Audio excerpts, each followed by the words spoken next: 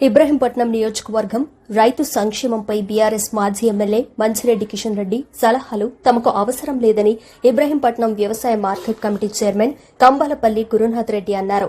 Ibrahimpatnam MLA camp కార్యాలయంలో నిర్వహించిన సమావేశంలో ఆయన మాట్లాడుతూ గత 10 సంవత్సరాల నుంచి రైతులను మోసం చేసిన బీఆర్ఎస్ ఎమ్మెల్యే మంచిరెడ్డి కిషన్ రెడ్డి ఇప్పుడు సలహాలు ఇవ్వడం హాస్యాస్పదమని విమర్శించారు. బీఆర్ఎస్ ప్రభుత్వ హయాంలో ఇబ్రహీంపట్నం నియోజకవర్గంలో కేవలం 10 కొనుగోలు కేంద్రాలు అరకొరగా ఉంటే కాంగ్రెస్ ప్రభుత్వంలో 15 కేంద్రాల ద్వారా ధాన్యం సేకరణ జరుగుతుందని తెలిపారు.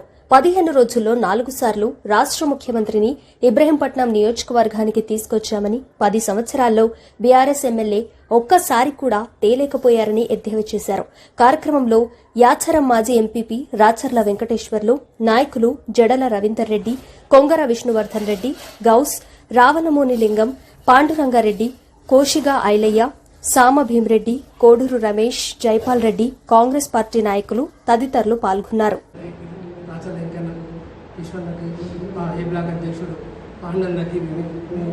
ఇబ్రహీంపట్నం మండలాధ్యక్షుడు, మంచాల మండలాధ్యక్షుడు, కౌన్సిలర్లకి అందరికీ ఒక్కొక్కరికి నమస్కారం. నిన్న మాజీ శాసనసభ్యులు ఇబ్రహీంపట్నంలో ప్రెస్ మీట్ పెట్టి కొన్ని విషయాలు మాట్లాడారు. అంటే కనీసం 15 సంవత్సరాలు ఒక ఎమ్మెల్యేగా పనిచేసిన వ్యక్తి మాట్లాడే మాటలు కావాలని నేను అనుకుంటున్నాను. ఎందుకంటే విషయ పరిజ్ఞానం ఉండి మాట్లాడాలి. కొన్ని విషయాలు విషయ పరిజ్ఞానం లేకుండా మాట్లాడితే తప్పవుతుంది. అంటే ప్రతిపక్షం ఉన్నది, ప్రతిపక్షం ఉన్నప్పుడు ఏదైనా మాట్లాడి చెల్తా అంటే చెల్లదు. ప్రతిపక్షంలో హుందాగా విమర్శించండి, అభివృద్ధికి సహకరించండి.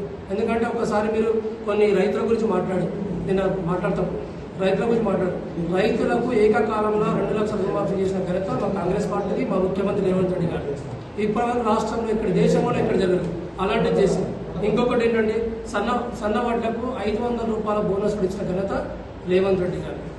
అంటే రైతులకు మేలు చేసే ప్రతి కార్యక్రమాన్ని, రైతాంగానికి రైతులకు మేలు చేసే ప్రతి కార్యక్రమాన్ని తీసుకుంటున్న ప్రభుత్వం ప్రజాపాలన రేవంత్ రెడ్డి గారిది. అందులో మా ఎమ్మెల్యే గారి పాత్ర చాలా పెద్ద పాత్ర ఉన్నది. ఇంకొకటి ఏంటంటే కొన్ని విషయాలు ధాన్యం కొనుగోలులో మన దేశంలోనే తెలంగాణ మన రబీలో 60% ఎక్స్పోర్ట్ ఇస్తుంది. మన దేశం నుంచి, మన రాష్ట్రం నుంచి తెలంగాణ నుంచి 60% రబీ పంటకు 60% మనది ఎక్కువ పంట ఇచ్చింది, వరి పంట ఇచ్చింది తెలంగాణ నుంచి. ఇది కూడా మీరు ఒకసారి గుర్తించి మాట్లాడాలి. నిన్న ఇంకొక శాసనసభ్యురాలు మాట్లాడారు. ఆమెకు సమాధానం మా రంగన్న చెప్పిండు. మేము చెప్పాల్సిన అవసరం లేదు. ఎందుకంటే మహిళ అంటే మాకు గౌరవం కాబట్టి మేము మాట్లాడాము. ఆ విషయంలో ఆ రంగన్న దాని గురించి మాట్లాడాడు, ఆమె గురించి మాట్లాడాడు. ఇంకొకటి ఏంటంటే కొన్ని అకాల వర్షాలు వస్తే ఇబ్రహీంపట్నంలో ఎన్నుండే ఇంతమందికి కొనుగోలు కేంద్రాలు 10 ఉండే. రంగం వచ్చిన తర్వాత 15 పెంచిండు. ఇంకో ట్రాన్స్పరెన్సీ పెరిగింది. అక్కడ మధ్యలో దళారులు ఎవరు లేరు. దళారు లేకుండా డైరెక్ట్ రైతుల దగ్గరనే వడ్లుకొని వాళ్ళ అకౌంట్లో డబ్బులు జమ చేసే కార్యక్రమాన్ని తీసుకున్నారు. అది జరుగుతూ ఉన్నది. ఇది కూడా మీరు గ్రహించాలి. ఒకసారి మాజీ శాసనసభ్యులు గారు ఒకసారి దీన్ని ఆలోచన చేయాలి మాట్లాడేటప్పుడు. ఇంకొకటి ఏంటంటే కొన్ని విషయాలు ఏది రైతు వేదికలు, మీరు రైతు వేదికలు పెట్టినప్పుడు రైతు వేదికలు దేనికోసం పెట్టిరు? మీరు ఖాళీ భవనాలు పెట్టి ఇష్టపెట్టిపోయి రైతు వేదికలు. కానీ దాన్ని మేము వచ్చిన తర్వాత ఏం చెప్తాం? రైతు వేదికల దగ్గర వాటిని కార్యక్రమం రైతులకు కేంద్ర బిందుగా రేపు వచ్చే పంటలు వేసుకొని పంట వరి వచ్చినప్పుడు కానీ ఇంకొక పంట వచ్చినప్పుడు కానీ అక్కడ వేసుకొని అక్కడనే అమ్ముకునే వసతి కల్పించింది కాంగ్రెస్ పార్టీ, మా నాయకుడు ఇబ్రహీంపట్నం శాసనసభ్యులు మల్ల రంగారెడ్డి గారు. ఈ విధంగా ఇది ఒకటి తీసుకుంటే ఇంకొకటి రైతు బంధు. మీరు రైతు భరోసాని 10,000 నుంచి 12,000 పెంచారు. 10,000 నుంచి 12,000 రైతు భరోసా పెంచారు. అది మీరు గుర్తిస్తలేదు. మీరు ఏదో కొన్ని మాటలు మాట్లాడుతారు రైతుల గురించి, వాళ్ళ గురించి ముసలి కన్నీరు కలుస్తారు. ఏదో మేము ఏదో చేసినట్టు. మీరు ఏనాడైనా 15 సంవత్సరాలు మీరు ఎమ్మెల్యేగా ఉన్నప్పుడు గతంలో 15 సంవత్సరాల్లో కనీసం మీరు ఎక్కువ రోజున మీ ముఖ్యమంత్రి కనీసం అపాయింట్మెంట్ దొరికిందా? మీకు ఎప్పుడన్నా మీకు అపాయింట్మెంట్ దొరికిందా? మా శాసనసభ్యులు గారికి మా ముఖ్యమంత్రి రేవంత్ రెడ్డి గారు ఒక ఫోన్ కాల్ దూరంలో ఉంటారు. ఒక ఫోన్ కాల్ చేస్తే రేవంత్ రెడ్డి గారు అపాయింట్మెంట్ ఇస్తారు, మాట్లాడతారు ప్రతి విషయంలో. ఇంకొకటి మొన్న 15 రోజుల నుంచి ఒక 15 రోజుల వ్యవధిలోనే మన నియోజకవర్గానికి 4 సార్లు ముఖ్యమంత్రి గారు రావడం జరిగింది.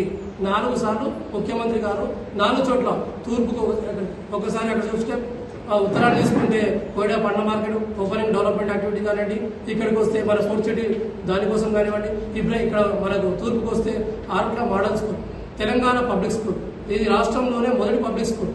తెలంగాణ పబ్లిక్ స్కూల్ గురించి మాట్లాడుతున్నారు. ఒకసారి మీరు అన్నారు పాత గోడలకు రంగులు అద్ది వీళ్ళు ఫోటోలు దిగుతున్నారు, శిలాఫలకాలు వేసారు. మీరు నిజంగా ఒకసారి పేరెంట్స్ కమిటీ ఉంది అక్కడ, విద్యాశాఖ కమిటీ ఉంది, వాటిని ఒకసారి ఎంక్వైరీ చేయండి. నిన్న వాళ్ళు కూడా మాట్లాడినట్టున్నారు ఇక్కడ, వాళ్ళు మాట్లాడారు కదా, వాళ్ళని ఒకసారి ఎంక్వైరీ చేయండి. ఏం చెప్పారు, అసలు ఎక్కడ అభివృద్ధి జరిగిందా లేదా, అక్కడ కొత్త బిల్డింగ్స్ కట్టినా లేదా. రేపు మొన్న ముఖ్యమంత్రి గారు దేనికోసం వచ్చారు, తెలంగాణ పబ్లిక్ స్కూల్ ఓపెన్ చేసి. కాంగ్రెస్ గవర్నమెంట్ ఏం చేస్తుంది తెలియదు మీకు. 6 హామీ ఇచ్చింది, ఒక్కొక్క హామీ అమలు పరుస్తుంది. ఫ్రీ బస్ ఇచ్చింది, ఫ్రీ బస్ లేదా సన్న బియ్యం ఇస్తుంది, రేషన్ కార్డు ఇచ్చింది, మహిళలకు పొదుపు సంఘాలకు సబ్సిడీ 5 ప్రతి కాన్స్టిట్యూంట్ ఒక చొప్పున ఆ విధంగా చేసి మొదటిసారిగా మన ఆరుట్ల గ్రామంలోనే మన ముఖ్యమంత్రి గారి చేతుల మీదుగా ఇనాగ్రేషన్ చేసారు. దానికి ఒక రిటైర్డ్ ఐఏఎస్ అధికారి అది సొంత పనులతో ఆయన చేపిస్తున్నాడు.